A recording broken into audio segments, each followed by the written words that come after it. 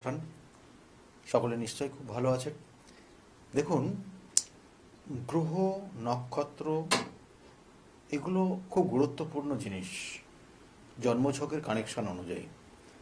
এর সঙ্গে সঙ্গে জড়িয়ে রয়েছে আমাদের আধ্যাত্মিক জীবনের অনেক বিষয়, যেগুলো আপনার ক্ষেত্রে প্রতিকার প্রতিবিধানের প্রয়োজন হয়। একটা জাতক জাতিকাকে তার প্রতিকার প্রতিবিধান হিসাবে কোন দ্রব্যগুণ দিলে তার জীবনের সফলতা আসবে, সেটা তার জন্মছকের মধ্যে লুকিয়ে থাকে। কখনো কখনো দেখবেন যে একটা জাতক জাতিকা হয়তো শুধু স্টোন দেওয়া হচ্ছে, বা কখনো কখনো তার আধ্যাত্মিক কিছু চেতনা তৈরি করা হচ্ছে, কখনো কখনো তার ক্ষেত্রে শুধু হয়তো কবচ ধারণ করে কিছু ক্রিয়া করা হচ্ছে, এবং যার কারণে তার ধীরে ধীরে তার মধ্যে পজিটিভ জায়গা তৈরি হচ্ছে, যেগুলো আগামী দিনের ওর নির্দিষ্ট চাওয়া পাওয়া। সেই জন্য একটা জাতক জাতিকার নির্দিষ্ট যে লক্ষ্যে পৌঁছানোর জন্য বিভিন্ন পথ অবলম্বন করা সঠিক কিনা, সেটা কিন্তু তার জন্মছকের কানেকশনের পরিপ্রেক্ষিতে বলবে।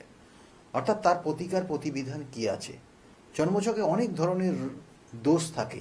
কারোর ক্ষেত্রে পিতৃদোষ, কারোর ক্ষেত্রে দেখা গেল যে এমন কিছু অশুভ যোগ, যে অশুভ যোগের কারণে তার নির্দিষ্ট প্রাপ্তির থেকে সে বঞ্চিত হচ্ছে। বহু মানুষ এরকম রয়েছে যে তার নিজস্ব প্রাপ্তির থেকে সে বঞ্চিত। তার জীবনের সারাটা সময় সে কষ্ট সহ্য করতে করতে এসছে। কিছু কিছু পরিস্থিতি বা কিছু কিছু কানেকশন দেখা যায় সেই জন্মগত জায়গার থেকে যতটা কঠিন জায়গায় ছিল, সে আজীবন সেই জায়গায় থেকে গেল। সে পরিবর্তন করতে পারলো না জীবনকে।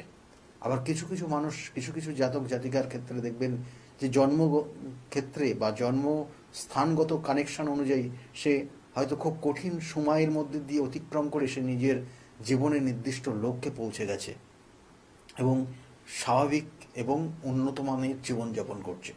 এগুলো প্রত্যেকটা কানেকশনের পরিপ্রেক্ষিতে হয়, এবং সেই জন্য বললাম যে আপনার জন্মছকে যদি অশুভ দোষ থাকে, সেটা পিতৃদোষ হোক বা কালসর্প মাঙ্গলিক বা অশুভ আরও অন্যান্য শাপিত দোষ, কখনো কখনো এই যে শাপিত দোষ মানে অভিশাপ পাওয়া, অর্থাৎ পূর্ব জন্মের কর্মফল আপনাকে ভোগ করতে হচ্ছে। সেটা কিভাবে আপনি তার প্রতিকার প্রতিবিধান করবেন, কিভাবে তার প্রায়শ্চিত্ত করবেন, যেটা আপনার এই জীবনের কিছু পজিটিভ জায়গা দেবে, যেটা আপনার এই জীবনের তার প্রভাব থেকে আপনি কিছুটা মুক্ত হয়ে আপনার স্বাভাবিক জীবনযাপনে পৌঁছে যাবেন, আপনার নির্দিষ্ট লক্ষ্যে পৌঁছাতে পারবেন। এটার জন্য প্রয়োজন অবশ্যই আপনার আধ্যাত্মিক চিন্তাভাবনা, আধ্যাত্মিক বেশ কিছু ক্রিয়া, যে ক্রিয়ার মাধ্যমে আপনি নিজেকে নির্দিষ্ট জায়গায় পৌঁছাতে পারেন। এবং এর সঙ্গে সঙ্গে যুক্ত রয়েছে যে তন্ত্রের বিভিন্ন বিষয়। আধ্যাত্মিকের মধ্যেই রয়েছে তন্ত্রের বিভিন্ন বিষয়, যে তন্ত্রশাস্ত্র বিভিন্ন কানেকশন, অর্থাৎ সেখানেও রয়েছে শিব এবং প্রকৃতির অবস্থান মিলন, এবং এই শিব এবং প্রকৃতির মিলনে আপনার জন্মছকের পজিটিভ ভাইব্রেশন দেওয়া যায়, এবং শিব এবং প্রকৃতির মিলনে আমাদের পৃথিবী বা আমাদের জন্মস্থিতিকে রক্ষা করা যায়। সেই জন্য আপনার জীবনেরও যে বাধা বিপত্তিগুলো আসে, সেই বাধা বিপত্তিকে অতিক্রম করে আপনি নির্দিষ্ট লক্ষ্যে পৌঁছাতে পারেন এই শিব এবং প্রকৃতির কিন্তু সঠিক, আপনি যদি বিভিন্ন বিচার বিশ্লেষণ করে সঠিক ক্রিয়ার মাধ্যমে। আবার বলছি, সেই জন্য দেখবেন যে আমরা কখনো দশ মহাবিদ্যার দিকে ঝুঁকি, কখনো আবার দেখা গেল যে যে বিভিন্ন যে ক্রিয়া রয়েছে বিভিন্ন ধরনের, আপনি দেখবেন দুর্গার বিভিন্ন কাহিনী রয়েছে। দেখবেন যে মা দুর্গার হাতে যে 10 হাত রয়েছে, 10 হাতে যে 10টা অস্ত্র, সেটা দশ মহাবিদ্যাকে কানেক্ট করে। আবার প্রত্যেকটা এই দেবতারা, অর্থাৎ এই দেবী, দশ মহাবিদ্যার 10 দেবী আবার কানেক্ট করছে 10টা কিন্তু গ্রহ নক্ষত্রের কানেকশনের সঙ্গে। তার সেই 9টা গ্রহ নবগ্রহের সঙ্গে যেমন এই দশ মহাবিদ্যার নির্দিষ্ট কনজাংশন কানেকশন রয়েছে, তার সঙ্গে সঙ্গে আপনি যদি লগ্নকে কানেক্ট করেন তাহলে 10 নম্বর কানেকশন হয়, যেটা আপনার জন্মছক থেকে কানেক্ট করে। আমি এর আগে বিভিন্নভাবে আলোচনা করেছি যে আপনার প্রত্যেকটা স্টেপ, প্রত্যেকটা কানেকশন দশ মহাবিদ্যার অবস্থান রয়েছে। আপনি আধ্যাত্মিক লাইনে যাবেন, আপনার দশ মহাবিদ্যার কানেকশন রয়েছে। সেটা কখনো কখনো এই প্রকৃতি কখনো কখনো বিভিন্ন রূপে আপনার সামনে এসছে বা বিভিন্নভাবে তিনি তার প্রকাশ করেছেন। কখনো সেই জন্য বলছি যে কখনো দশমহাবিদ্যা, কখনো অন্যান্য অনেক বিদ্যা। দেখবেন যে আমাদের যে শক্তিপীঠ রয়েছে সেক্ষেত্রে 51টা পীঠ রয়েছে বিভিন্ন ক্ষেত্রে, এবং এর পিছনেও কিন্তু বিভিন্ন ধরনের পৌরাণিক বিভিন্ন কাহিনী রয়েছে। তার সঙ্গে রয়েছে আধ্যাত্মিক বিভিন্ন কাহিনী, যে কাহিনী আপনি শুনলে পরে বা অনেক মানুষ তারা জানেন যে এই 51 পীঠ কিভাবে তৈরি হলো, এবং সেখানেও কিন্তু একসময় দশমহাবিদ্যার অবস্থান হয়েছিল। তাই এই দশমহাবিদ্যার 10 দেবী আমাদের গ্রহগত কানেকশনের সঙ্গে কিভাবে যুক্ত, আমি আবার বলছি যে আপনার ক্ষেত্রে প্রতিকার প্রতিবিধান কি উপায় হবে, কি কানেকশানে হবে, সেটা সম্পূর্ণভাবে আপনার জন্ম ছকটাকে কানেক্ট করে এবং সেই অনুযায়ী তার প্রতিকার প্রতিবিধান হয়। তাই এখন যে আলোচনা করব যে প্রত্যেকটা গ্রহের যিনি ইষ্ট দেবী রয়েছেন তিনি হচ্ছেন এই দশমহাবিদ্যা কানেক্টেড। তাই শনি গ্রহর ইষ্ট দেবী হচ্ছেন মা কালী, যিনি দশমহাবিদ্যার প্রথম দেবী। যাদের ক্ষেত্রে বহু সমস্যার মধ্যে রয়েছেন, জীবনে কোনোভাবে স্থায়ী জায়গা আসছে না, প্রচণ্ড মানসিক কষ্ট যন্ত্রণা ভোগ করতে করতে এই পর্যন্ত আসছেন, যেটা হয়তো শনি গ্রহ আপনাকে দিচ্ছে।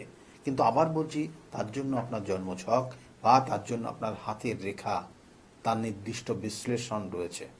তাই আপনি আপনার জায়গাটাকে আগে সঠিক বিচার করুন এবং সেই অনুযায়ী তার প্রতিকার প্রতিবিধান নেওয়ার চেষ্টা করুন। যাদের ক্ষেত্রে হয়তো জন্মছক জানা নেই কিন্তু হাতের রেখায় তাদের বলে দেবে। তাছাড়া বিভিন্ন বিচার রয়েছে, বিভিন্ন কিন্তু ক্যালকুলেশনের বিষয় রয়েছে, বিভিন্ন ভাইব্রেশন রয়েছে, যেটা আপনার ক্ষেত্রে সমস্যার উন্মোচন করতে পারে। তাই শনি গ্রহের ইষ্ট দেবী হচ্ছেন দশমহাবিদ্যার প্রথম দেবী হচ্ছেন যিনি কিন্তু দক্ষিণা কালী। তাই এই দক্ষিণা কালী কিন্তু মানে যে শম্ভ এবং নিঃশম্ভ তাকে কিন্তু বধ করেছিলেন এক সময় বিভিন্ন উপায়ে। আমি আবার বলছি যে প্রকৃতি বিভিন্নভাবে বিভিন্ন অবস্থায় সেখানে বিরাজ করেছেন, এবং সেই প্রকৃতির সঙ্গে শিবের মিলনে প্রকৃতিকে সঠিকভাবে রক্ষণাবেক্ষণ হয়েছে, প্রকৃতি সঠিকভাবে অবস্থান রয়েছে, তার সঙ্গে সঙ্গে রয়েছে জন্ম মৃত্যু এবং সৃষ্টির স্থিতি, সেটা প্রত্যেকটা কানেক্টেড। সেই জন্য এই দশমহাবিদ্যার দ্বিতীয় দেবী তিনি হচ্ছেন মা তারা, এবং এই মা তারা হচ্ছেন বৃহস্পতি গ্রহের ইষ্ট দেবী। বৃহস্পতি গ্রহ হচ্ছে নেটাল চার্ট কানেকশন অনুযায়ী আপনার জন্মছকের দ্বাদশপতি এবং ভাগ্যপতি, অর্থাৎ ভাগ্য গুরুজন, এটা কানেক্টেড আপনার বৃহস্পতিকে, এবং আপনার মোক্ষ লাভ সেই বৃহস্পতি দেবে। এবং এই গ্রহের ইষ্ট দেবী হচ্ছেন কে না মা তারা, যিনি দ্বিতীয় দশমহাবিদ্যার দ্বিতীয় দেবী, খুব গুরুত্বপূর্ণ।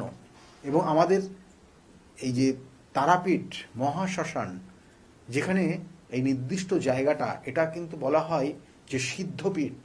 বহু বহু যারা মনি ঋষিরাজ ছিলেন তারা এখানে সাধনা করে তাদের কার্য সিদ্ধি করেছেন, তাদের আশা আকাঙ্ক্ষা চাওয়া পাওয়াকে তাদের নির্দিষ্ট জায়গায় নিয়ে এসছেন।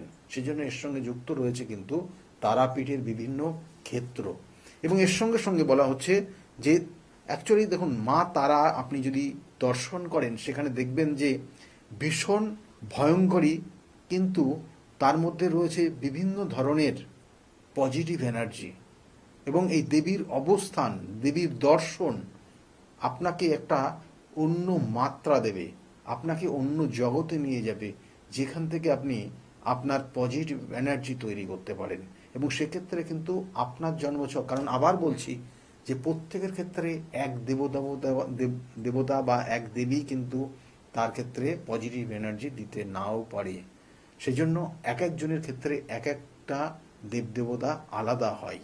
এবং এর সঙ্গে সঙ্গে বলা হচ্ছে যে তৃতীয় দেবী, অর্থাৎ দশম মহাবিদ্যার যিনি তৃতীয় দেবী তিনি হচ্ছেন মাতা ষোড়শী। এবং এই মাতা ষোড়শীর যদি রূপ বর্ণনা করি, বলা হচ্ছে এখানে তার রূপ খুবই খুবই গুরুত্বপূর্ণ। ষোড়শীর অপর নাম হচ্ছে ত্রিপুরা সুন্দরী, অর্থাৎ কথার মধ্যেই রয়েছে, কারণ তিনি রাজেশ্বরী, এবং তিনি ত্রিপুরা শব্দের অর্থ বলছেন যিনি উড়া, পিঙ্গলা এবং সুষমা অথবা মন, চিত্ত এবং বুদ্ধিতে নিপুণ, সেটাকে ইঙ্গিত করছে। দেবীর 4 হাতে এবং গায়ের রং জবা কুসুমের মতো, অর্থাৎ জবা কুসুমের মতো তার গাত্র বর্ণ, এবং তার সঙ্গে কি হচ্ছে না, তার বলছে যে তার নাভি পদ্মের উপর দেবীর অবস্থান করছেন, এবং বলছে যে এখানে শঙ্করাচার্য এবং অভিনব গুপ্ত কর্তৃক এই দেবীর পূজিত হন। এবং বিভিন্ন ক্ষেত্রে বিভিন্ন জায়গায়, আমি বারবার বলি যে কোথায় কোন জায়গায় কোন সিচুয়েশনে তার সেই দেবীর অবস্থান রয়েছে বিভিন্ন ক্ষেত্রে। আপনারা জানেন যে এই যে মাতা ষোড়শী বা ত্রিপুরা সুন্দরী আমাদের ত্রিপুরা রাজ্যের নির্দিষ্ট স্থানে কিন্তু সেখানে পূজিত হন, এবং বহু মানুষ সেখানে পুজো দিতে যান, এবং তিনি দশমহাবিদ্যারই একটা অবস্থান। কিন্তু সব থেকে গুরুত্বপূর্ণ, কামাখ্যা পীঠে কিন্তু এই দশমহাবিদ্যার প্রত্যেকটা দেবদেবীর অবস্থান রয়েছে। সেই জন্য এই নীলাচল পর্বতটা এতটাই গুরুত্বপূর্ণ স্থান, যেখানে আপনি অবস্থান করে আপনি যদি কোনো ক্রিয়া করেন তাহলে সেই জায়গার সাকসেসের জায়গা দেয়। কারণ কামাখ্যা পীঠ বা এই নীলাচল পর্বত, সেখানে তন্ত্র সাধনার একটা পীঠস্থান, এবং যেটাকে বলা হয় আতুর ঘর, এবং কঠিন কঠিন সমস্যার সেই কামাখ্যা ধামের তার প্রতিকার প্রতিবিধান করা যায়। কারণ আপনারা জানেন আমি বিগত অনেক বছর ধরে সেখানে মাস 2 পরই কিন্তু আমি সেখানে পৌঁছে যাই, এবং বিভিন্ন ক্রিয়ার মাধ্যমে আপনাদের সেই কাজ কিন্তু আমরা করে দিই। এবং এর সঙ্গে সঙ্গে বলবো যে দশমহাবিদ্যার যেমন তৃতীয় দেবী বললাম মাতা ষোড়শী, চতুর্থীয় অর্থাৎ পঞ্চম দেবী তিনি হচ্ছেন কে না ভৈরবী, খুব গুরুত্বপূর্ণ। অর্থাৎ এটাও কিন্তু সেই নীলাচল পর্বতেই রয়েছে মাতা ভৈরবী, ভীষণ গুরুত্বপূর্ণ। এবং মাতা ভৈরবী আমাদের বিভিন্ন, অর্থাৎ আমাদের শরীরের বিভিন্ন পয়েন্টকে কিন্তু কানেক্ট করে। আপনার মধ্যে কতটা পজিটিভ এনার্জি আছে, কতটা নেগেটিভ এনার্জি আছে, সেটাকে কানেক্ট করে এই মাতা ভৈরবী।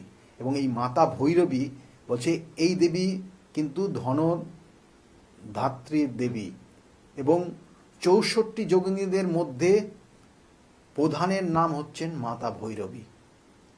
ইনি শিবের ন্যায় শ্রীমূর্তি, ইনি সঙ্গীতের ক্ষেত্রে বিভিন্ন নামে পরিচিত, অর্থাৎ ইনার বিভিন্ন ক্ষেত্রে বিভিন্ন নামে তিনি অভিহিত হচ্ছেন।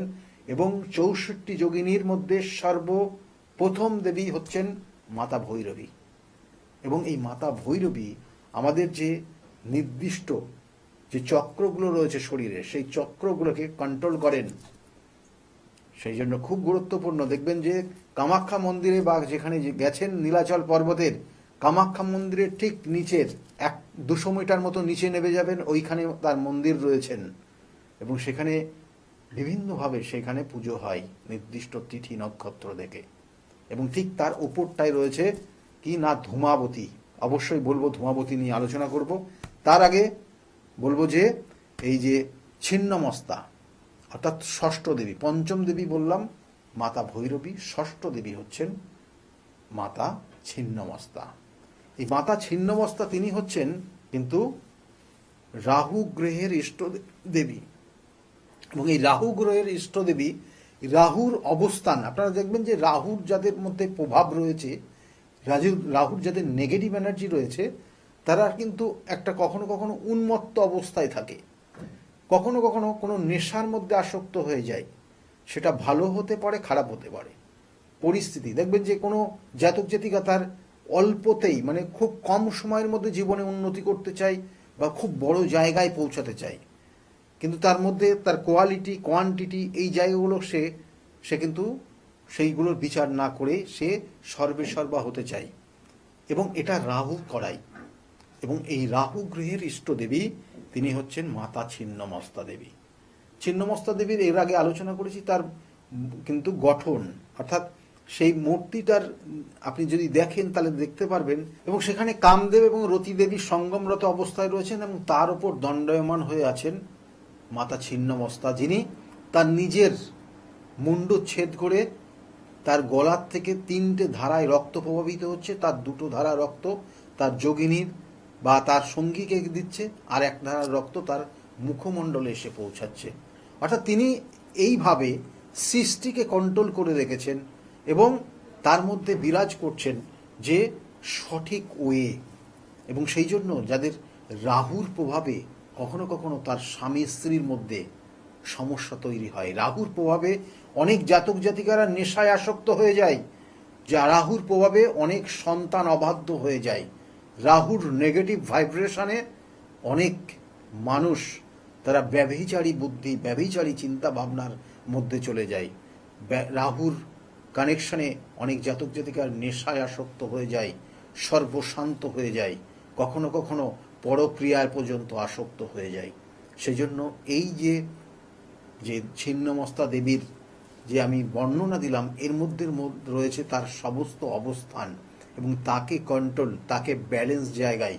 এবং আপনার এই সমস্যা থেকে বেরিয়ে আসতে হলে কিন্তু অবশ্যই মাতা ছিন্নমস্তার কিন্তু শরণাপন্ন অবশ্যই হতে হবে, এবং তিনিই রয়েছেন। অর্থাৎ এই মাতা ছিন্নমস্তা দেবী কিন্তু সেখানেই রয়েছেন, যিনি অর্থাৎ এটাও কিন্তু ওই কামাখ্যা ধামেই রয়েছে, অর্থাৎ সেই নীলাচল পর্বতেই অবস্থান করছেন। এরপরে বলবো, আর এই সপ্তম দেবী ধূমাবতীর আপনি দেখবেন যে তিনি বিধবা বেশে রয়েছেন, এবং এর পিছনেও কিন্তু অনেক যুক্তি রয়েছে, অনেক কাহিনী রয়েছে। তিনি যখন তার স্বামীকে গ্রাস করে নিয়েছিলেন এক সময় তার ক্ষুধা নিবারণের জন্য, এবং স্বামীকে গ্রাস করা মানে সে কিন্তু বিধবা হয়ে যাওয়া, এবং তার সেই বেশ এবং তার যে বাহন তিনি হচ্ছেন দাঁড় কাক। এগুলো বিভিন্ন বর্ণনা রয়েছে, কিন্তু একটা জাতক জাতিকার যখন গুপ্ত শত্রুর প্রভাবে সে কিন্তু তার জীবনটা ছন্নছাড়া হয়ে যায়, বিভিন্নভাবে সে প্রতিহত হয়, বিভিন্ন দিক দিয়ে তার দিনের পর দিন বাধা তৈরি হয়, এবং সেই ক্ষেত্রে কিন্তু ধূমাবতী মা অর্থাৎ দশমহাবিদ্যার সপ্তম দেবীর অবস্থান এবং তার পুজো পাঠ বিভিন্নভাবে রয়েছে। তিনিও রয়েছেন এই নীলাচল পর্বতে মা কামাখ্যা মন্দিরের মেন মন্দিরের ঠিক নিচ পর্যায়ে নিচে, এবং সেখানে কিন্তু তার নির্দিষ্ট যজ্ঞ, নির্দিষ্টভাবে পুজো পাঠ চলে, প্রত্যেক দিন নির্দিষ্টভাবে চলে, এবং কখনো কখনো শনি মঙ্গলবার বেশ গুরুত্বপূর্ণভাবে চলে। এবং এর সঙ্গে সঙ্গে দশমহাবিদ্যার অষ্টম দেবী তিনি হচ্ছেন মাতা বগলা। এবার জানেন বগলা দেবী হচ্ছে শত্রুকে দমন করা, শত্রুকে ঘায়েল করা, শত্রু আপনার জীবনের সর্বশান্ত করে দিচ্ছে, শত্রু আপনার জীবনকে তছনছ করে দিচ্ছে, শত্রু আপনি যেটা করতে যাচ্ছেন বাধা তৈরি করছে। এবং সেই দশ মহাবিদ্যা আর এই অষ্টম দেবী হচ্ছেন মাতা বগলা, যিনি শত্রুর একটা হাত দিয়ে তার জিভকে টেনে ধরছে আর এক হাত দিয়ে তাকে আঘাত করছে, কিন্তু মাতৃস্বরূপ তিনি সন্তানকে কিন্তু সর্বদাই শিক্ষা দেন, সন্তানকে কিন্তু তার বিপথে পরিচালিত হচ্ছে তাকে সৎ পথ দেখান, তাই সেটাই কিন্তু মা বগলা মা এটা করছেন। এবং মা বগলার এই নীলাচল পর্বতের ঠিক ওপরে 200 মিটার দূরে অবস্থান রয়েছেন মাতা বগলার মন্দির, এবং সেখানেও কিন্তু বিভিন্নভাবে মাতা বগলা দেবীর পুজো হন এই নীলাচল পর্বত কামাখ্যা মায়ের নিকটেই। এবং এর সঙ্গে সঙ্গে হচ্ছে কিন্তু যেটা বলবো খুব গুরুত্বপূর্ণ, এবং মাতঙ্গিনী যিনি হচ্ছেন দশমহাবিদ্যার নবম দেবী, যিনি রবি গ্রহের ইষ্টদেবী, আর বগলা মা হচ্ছে কিন্তু মঙ্গল গ্রহের ইষ্টদেবী। আর এই রবি গ্রহের ইষ্টদেবী মাতা মাতঙ্গিনী দেখবেন যে আপনার জীবনে যেটা হওয়া উচিত সেটা হচ্ছে না, আইনি সমস্যায় জড়িয়ে যাচ্ছেন, আপনি অকারণে বদনামের শিকার হচ্ছেন, জানবেন যে কোনো না কোনো ক্ষেত্রে আপনার ক্ষেত্রে সমস্যা তৈরি হচ্ছে, এবং সেক্ষেত্রে কিন্তু আমরা এই মাতঙ্গিনীর বিভিন্ন ক্ষেত্রে পুজো পাঠ করি। এবং তার সঙ্গে সঙ্গে মাতা কমলা হচ্ছেন কিন্তু শুক্রের ইষ্টদেবী, এই শুক্রের ইষ্টদেবী মাতা কমলা আমাদের জীবনের সুখ শান্তি সমৃদ্ধি দেয়, আপনার জীবনের কতটা আপনি সুখী হবেন সেটার কানেকশন দেয় এই মাতা কমলা দেবীর উপর। সেই জন্য মাতা কমলা মায়ের কিন্তু সেই কামাখ্যা ধামের নির্দিষ্ট জায়গায় অবস্থান রয়েছেন, যিনি আপনার জীবনের সুখ শান্তি সমৃদ্ধিকে প্রদান করে থাকেন। আর এইভাবে কিন্তু দশমহাবিদ্যার আপনি যদি পুজো পাঠ করেন সঠিক ক্রিয়ার মাধ্যমে আপনার ক্ষেত্রে সেখান থেকে আপনি বেরিয়ে আসতে পারবেন। আপনার জীবনে যত কঠিন সময় আসুক না কেন ধীরে ধীরে আপনি আপনার নির্দিষ্ট লক্ষ্যে পৌঁছাতে পারবেন। সেই জন্য আমি আবার বলছি, স্থান কাল পাত্র বিশেষ তার নির্দিষ্ট ক্রিয়া আপনার জীবনের সফলতা আনতে পারে।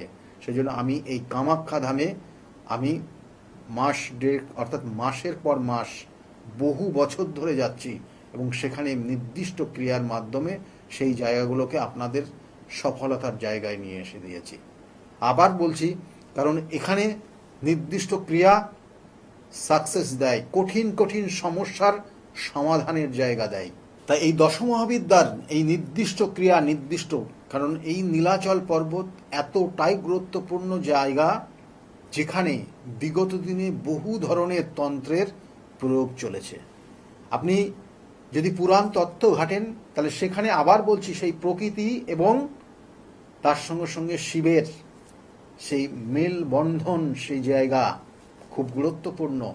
সেই জন্য এখনো বিভিন্ন ক্ষেত্রে এই নির্দিষ্ট স্থান থেকে একটু দূরবর্তী জায়গায় গেলেই দেখবেন তাদের ঘরে ঘরে কুটির শিল্পের মতো যে তন্ত্র সাধনা বিগত দিনে ছিল এখন হয়তো অনেকটা কমে গেছে, কিন্তু সেই জায়গা কিন্তু এখনোই রয়েছে। আর এই কামাখ্যাধাম যেটা হচ্ছে এই নির্দিষ্ট তিথি, যেটা জুন মাসের 22 তারিখ থেকে 26-27 তারিখ পর্যন্ত চলে প্রত্যেক বছরের, এবং এই নির্দিষ্ট মেলায় বহু মানুষ এখানে সমাগম করে এবং বহু বহু অর্থাৎ দেশ বিদেশের বিভিন্ন সাধক তারা কিন্তু এখানে পৌঁছায়। এবং তার মধ্যে, কারণ এই নির্দিষ্ট সময় মন্দিরের দ্বার বন্ধ থাকে ঠিকই, কিন্তু মন্দিরের বাইরে এই নীলাচল পর্বতে বহু বিভিন্নভাবে তারা কিন্তু সেই অবস্থান, তার পজিটিভ এনার্জি, তার পজিটিভ ভাইব্রেশন তারা কিন্তু গ্রহণ করে তাদের পজিটিভ জায়গাগুলোকে নিয়ে যাচ্ছে। সেই জন্য এই নির্দিষ্ট সময় এবং তার পরবর্তীতে আরও 15 দিন সময় থাকে, কারণ এই নির্দিষ্ট সময়ের পর যখন মন্দিরের দ্বার উন্মোচিত হয় সেই 27 তারিখ থেকে, কখনো কখনো 26 তারিখের শেষ রাত্রে বা 27 তারিখ থেকে মন্দিরের কিন্তু উন্মুক্ত হওয়ার পর যে পুজো হয়, সেখানে বলি হয়, বিভিন্নভাবে মাকে আরাধনা করা হয় এবং মা সেই ভক্তের মনস্কামনা পূরণ করে এবং প্রত্যেকটা দিন প্রত্যেকটা ক্ষণ পরবর্তী ওই নির্দিষ্ট সময়ের পর থেকে গুরুত্বপূর্ণ চলে এবং সেই জন্য বহু বহু মানুষ তার পরবর্তীতে 15 দিন পর্যন্ত সেই জায়গাটার পজিটিভ ভাইব্রেশন নিতে যায় এবং তাদের সমস্যা, বহু মানুষের সমস্যার সেই নির্দিষ্ট স্থানে গিয়ে তার সমাধান করিয়ে নিয়ে আসে। সেই জন্য আমি আপনারা আবার বলছি, বিভিন্নভাবে বিভিন্ন সময়ে আমি কিন্তু এইখানেই পৌঁছাই এবং 1 মাস অন্তর অন্তর আমি এইখানে যাই। আমি বহু বছর ধরে যাই, আপনারা জানেন, এবং বিভিন্ন ক্ষেত্রে বিভিন্ন ভিডিওর মাধ্যমেও দেখেছেন। যাই হোক, সকলে খুব ভালো থাকবেন। আর যদি যোগাযোগ করতে চান, বুকিং নাম্বার রয়েছে, ওই বুকিং নাম্বারে ফোন করলে আপনারা জানতে পারবেন আমি কোন চেম্বারে কখন কোন সময়ে বসি। কারণ বিগত দিনে বহু মানুষ তাদের প্রতিকার প্রতিবিধান নিয়ে আজকের জায়গায় ভালো রয়েছে। প্রতিকার প্রতিবিধান এবং সঠিক গাইডলাইন জীবনকে পরিবর্তন করতে পারে। বিগত দিনে যে মানুষগুলো প্রতিকার প্রতিবিধান নিয়ে আজকের জায়গায় ভালো রয়েছে তাদের মুখ থেকে শুনুন তারা কতটা আজকের জায়গায় দাঁড়িয়ে ভালো রয়েছে। শুনতে থাকুন, দেখতে থাকুন। সকলে খুব ভালো থাকবেন। নমস্কার। ডক্টর গৌতম শাস্ত্রী আর 5 জন অ্যাস্ট্রোলজারের থেকে কেন তিনি আলাদা? স্বাভাবিকভাবে আপনাদের মনে এই প্রশ্ন আসতেই পারে। দূর দূরান্ত থেকে নানান সমস্যায় জর্জরিত মানুষ ছুটে আসে তার কাছে। গ্রহদোষ হোক কিংবা কাল সর্পদোষ, অথবা ধরুন মাঙ্গলিক দোষ কিংবা অন্য যে কোনো সমস্যা, তারা জানেন সব সমস্যার স্থায়ী সমাধানে এক এবং অদ্বিতীয় ডক্টর গৌতম শাস্ত্রী। চলুন আজ আপনাদের সাথে পরিচয় করিয়ে দিই এমন কিছু মানুষের এবং শুনে নিই তাদের কথা। আমার বাবা 2021 সালে প্রথমবার স্যারের কাছে আসেন, আর মানে বাবার ব্যাপারে যে যে প্রেডিকশন গুলো করা হয়, মানে প্রত্যেকটা প্রেডিকশন প্রচন্ড অ্যাকিউরেট ছিল। তারপরে তো বাবার বিভিন্ন কাজে মানে স্যার হেল্প করেছেন, যেগুলোতে রেমিডি দিয়ে প্রত্যেকটা কাজই তারপর মানে খুব আমরা ফলও পেয়েছিলাম। তারপর মা আমায় নিয়ে আসে। আমার ব্যাপারেও স্যার যে প্রত্যেকটা প্রেডিকশন করে প্রত্যেকটাই এতটাই অ্যাকিউরেট ছিল, মানে অনেকটা অবাক করার মতোই অ্যাকিউরেট ছিল। আর মানে মনে হয়েছিল আরো আগে আসলেই ভালো হতো, আরো অনেক কিছু বেটার হতে পারতো। কিন্তু তারপরে যখন রেমিডি নেওয়ার পরে আর প্রচন্ড অনেক রকম ফল পেয়েছি আমি, আমার মা, আমার বাড়িরও সবাই এসেছে, মানে সবাই অনেক ভালো ফল পেয়েছি। আর মানে স্যার শুধুমাত্র ফলের দিক থেকেই না, এখানে এসে পুজো দিয়ে স্যারের ব্যবহারও খুব ভালো। আর মানে প্রত্যেকটা জিনিসের ক্ষেত্রে তিনি মানে খুব অ্যাটেন্টিভ, খুব ভালোভাবে শোনেন, প্রত্যেকটা জিনিসের সেভাবেই সলিউশন দেয়। তো আমি এসে তো খুব ভালো ফল পেয়েছি। আপনারা যদি দেখে থাকেন, আসবেন, মানে অবশ্যই ফল পাবেন। অনুপ চন্দ্র, আমি ডক্টর গৌতম শাস্ত্রী স্যারের সাথে বিগত 6 বছর ধরে মানে যোগাযোগে আছি। আমি যখন কলেজে স্টুডেন্ট ছিলাম তখন থেকে স্যারের কাছে কনসালটেশন নেই। পড়াশোনাতে ওনার গাইডেন্সের মাধ্যমে আমি বিটেক কমপ্লিট করি, তারপরে আরো কিছু পড়াশোনা করছি এখন। সাথে সাথে ক্যারিয়ারে ওনার প্রচুর গাইডেন্স পেয়েছি। ওনার গাইডেন্সের মতো আমি এখন একসাথে 3খানা ব্যবসা প্যারালালি রান করছি। 3টেই কিন্তু ইন্ডিয়ার বাইরে, নট অনলি ইন ইন্ডিয়া, 3টে ইন্ডিয়ার বাইরে। এখন একটা ছোট অ্যাচিভ করেছি। রিসেন্টলি আমি একটা গাড়ি কিনেছি, যেটা Volkswagen company, 25 lakhs and above এর। পরবর্তীকালে বেশ কয়েকটা গোল আছে। স্যারের গাইডেন্সের মাধ্যমে সেই গোলসের উপরে আমি টাইম টু টাইম কাজ করছি। ওনার কনসালটেন্সিটা এতটাই ভালো কি আপনাকে উনি মান্থ টু মান্থ বলতে পারেন কি কোন সময়ে আপনি কিভাবে রিয়েক্ট করবেন, কিভাবে এক্সিকিউট করবেন নিজের কাজ। যদি আপনি সেই কাজগুলো সেই ওনার কথা অনুযায়ী আপনি যদি এক্সিকিউট করেন, ডেফিনেটলি আপনার গোলটাও টাইম মতো কমপ্লিট হবে। আর আমি সবাইকে এটাই বলবো, যদি আপনারা বিশ্বাস করে আসেন তবেই কিন্তু হবে। যদি বিশ্বাস থাকবে না থাকে তাহলে কিন্তু কোনো কিছু হবে না। আপনাকে সেই বিশ্বাসটা রাখতে হবে। নমস্কার, আমি শ্রাবণী দাস, আমি হালিশহর থেকে আসছি। স্যারের এখানে আমি খুব বেশি দিন আসছি না, তবে আমার ফ্যামিলির অনেককে নিয়ে আমি এখানে এসেছি। এখানে এসে স্যারের কাছ থেকে আমি অনেকভাবে উপকৃত হয়েছি। যেমন আমার এক কাজিন, ওর অফিসের কোনো প্রবলেম হচ্ছিল, ও কোনোভাবে স্মৃতি হচ্ছিল না অফিসের কোনো কাজের। স্যার বলেছিলেন যে ও পুরনো যেখানে কাজ করছে সেখান থেকেই ওর কাজ, আবার ওখান থেকে ওকে ডাকবে এবং সেখানেই ওর স্থিতি হবে। সেটাই হয়েছে। আবার আমার আরেক রিলেটিভের গাইনিক কোনো প্রবলেম হচ্ছিল, সেই প্রবলেমও উনি যা বলেছিলেন যে সেই প্রবলেম ঠিক হয়ে যাবে, সেই প্রবলেম ঠিক হয়ে আমাদের ফ্যামিলিতে এখন নতুন একজন মেম্বার আসছেন। এই জন্য আমরা খুব খুশি। ওনার কাছ থেকে এসে, ওনার কাছে এসে আমরা নানাভাবে অনেকভাবে উপকৃত হচ্ছি। স্যারের কাছে আমি 2019 সাল থেকে আসছি। তো আমি স্যারের কাছে এসে আমি স্যারের যা প্রেডিকশন ছিল সবগুলোই মিলে গেছে এবং হুবহু আমার কিছু না বলার আগেই উনি সবকিছু বলে দিয়েছিলেন। তাই জন্য আমি ফল পেয়েছি বলে আমি ওনার কাছে এত দূর কাজ চাপাতে এসেছি। দাদার কাছে এসে আমি আমার নিজের সংসারের যা দায়িত্ব ছিল, অসুবিধা ছিল, সেই সবগুলোও আমি পেয়েছি। কি কাজকর্ম ছিল না, সেই সব কাজকর্মগুলোও আমি নিজের হাতে পেয়েছি, সব কিছু পেয়েছি। যেখান থেকে যা আমি ঋণ করেছিলাম সেগুলোও আমি আজ শোধ করতে পেরেছি। নিজেকে অনেক সংসার থেকে আমি মুক্ত হতে পেরেছি সব কিছু করে। আমি ওই জন্য ওনার কাছে এসে আমি নিজের জন্য অনেক সমস্যা উনি সমাধান করে দিয়েছেন। আমার এক নাতনির আমি তো খুব ভালোবাসি, অন্তর থেকে ভালোবাসি, কেন আমি তো উপকৃত। ভারতবর্ষময়ী তার নামে যেন ছড়িয়ে পড়ে আমার এই প্রার্থনা। আপনার নাম কি? আমার নাম পলি দাস। আপনি কবে থেকে আসছেন? আমি 4 বছর হয়ে গেল এখানে আসছি। আচ্ছা, আপনি যে এতদিন ধরে আসছেন, আপনি কোনো কাজ পেয়েছেন? অবশ্যই। হ্যাঁ, প্রথমে আমার মেয়েকে আমি পড়াশোনার ব্যাপারে, ওর যাতে পড়াশোনায় মন আসে এইসব ব্যাপারের জন্য এসেছিলাম। আস্তে আস্তে দেখলাম আমার মেয়ের অনেক ইমপ্রুভ হচ্ছে। তারপর আমি সবাইকে, আমার আশেপাশে বন্ধু বান্ধব, আত্মীয় স্বজন যে আছে সবাইকে বললাম যে দেখো আমার মেয়ে অনেক চেঞ্জ হচ্ছে। মানে ও খুব দুষ্টু ছিল, পড়ায় মন বসতো না, সেগুলো হয়েছে। তারপর থেকে বন্ধু বান্ধব সবাইকে বললাম, সবাই আসলো, সবাই খুব আনন্দ, সবাই খুব খুশি, আমিও ভীষণ খুশি। আমার আচ্ছা, আজকের ডেটে দাঁড়িয়ে অ্যাস্ট্রোলজার ডক্টর গৌতম শাস্ত্রীর কাছ থেকে যে আপনি যে স্যাটিসফাই হয়েছেন, তা কতটা আপনি স্যাটিসফাই হয়েছেন? হ্যাঁ, বলছি, মানে পুরোটাই আমি আমার মানে যতটা আমি চেয়েছিলাম, বেশি তো মানে কম বললে ভুল হবে, বেশি হয়েছে, বরং আমার আনন্দের জায়গাটা এতটাই বেশি হয়ে গেছে। তার মানে আপনি পুরোপুরি স্যাটিসফাই, তাই তো? আমার নাম রাকেশ মন্ডল। অনেক দূর দূর থেকে মানুষজন আসছে, কাজ হচ্ছে বলে সবাই তো আসছে, আমিও এসছি, আবারও আসবো। নমস্কার, আমি জয়িতা গুহু। আমি গত এপ্রিল মাস থেকে খুব সমস্যায় পড়েছিলাম, শেয়ার করি প্রবলেমগুলো। তারপর উনি আমাকে দেখে আমাকে কিছু বলেন আমার ব্যাপারে, তো সেগুলো একদম হুবহু মিলে যায়। তো তারপরে উনি আমাকে রেমেডি সাজেস্ট করেন, তো আমি সেই রেমেডিটা নিই, আমি ধারণ করেছি। তো ধারণ করার পর আমি আস্তে আস্তে নিজের মধ্যে একটা চেঞ্জ দেখতে থাকি। তো এবং আমি গত আগস্টের 27 তারিখে একটা জব পেয়েছি, যেটা আমার মনের মতো।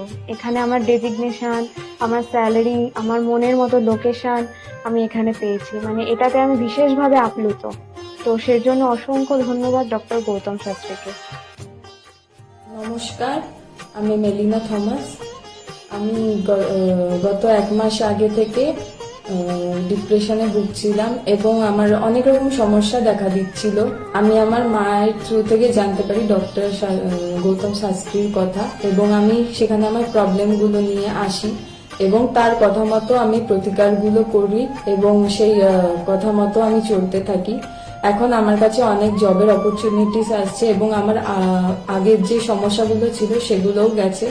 আমি সিলেকশন করছি কোন জবটা করব এবং যে কোনো একটা জব আমি সিলেক্ট করব। এবং আগেও আমি ডক্টর গৌতম শাস্ত্রীকে অনেক ধন্যবাদ জানাচ্ছি এই আমাকে এত কিছু করে দেওয়ার জন্য।